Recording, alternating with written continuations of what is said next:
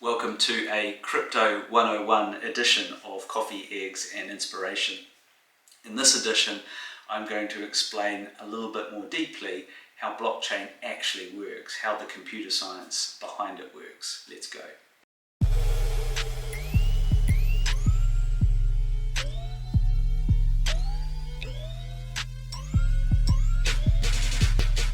So in my video, The Basics, I'll link it up here.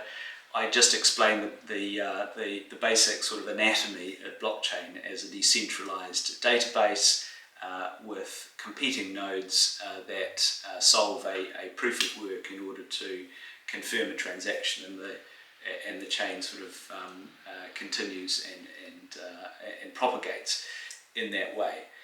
So let's go a little bit deeper into this. And I want to focus in this video on the way that a transaction is confirmed. It's called a consensus protocol. And a consensus protocol is, for the biggest blockchains, Bitcoin and Ethereum, a proof of work. It's a mathematical puzzle, effectively a hash, that's solved, and the node on the network that solves it gets rewarded by the award of a Bitcoin, and if 50% or more of the nodes agree that that's the correct hash, the block is confirmed and it becomes part of the network. And this has become increasingly controversial because the difficulty and the number of nodes competing for this mean that the energy consumption and the computer power necessary to confirm these transactions is rising. It's not a particularly efficient or carbon-friendly way of doing it. So there's an emerging second type of consensus protocol called proof of stake. And proof of stake is different in that, unlike proof of work, where effectively you're sort of expending energy in order to, in a competitive way, in order to gain the right to mine and be rewarded accordingly, a proof of stake is based on a stake of coins. So in the case of Ethereum, you need, I think, something like 23 Ethereum to be a valid staker. And you effectively put that stake up as collateral, and that qualifies you to be one of the validators on that network. Then there's an algorithm that will randomly assign validation.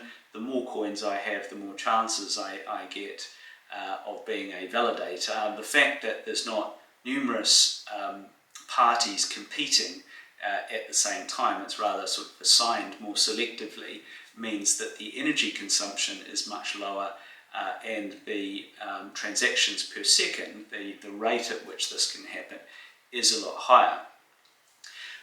And you often hear people talking about sort of first generation and second generation and third generation blockchains. I'll talk more about this in a subsequent video.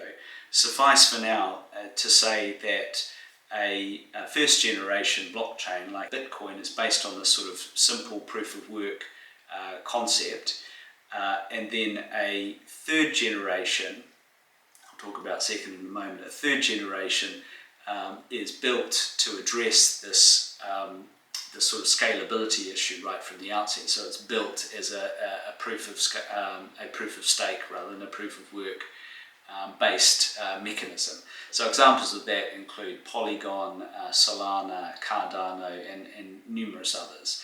And hopefully Ethereum in Ethereum 2.0 will also come over onto a proof of stake type mechanism.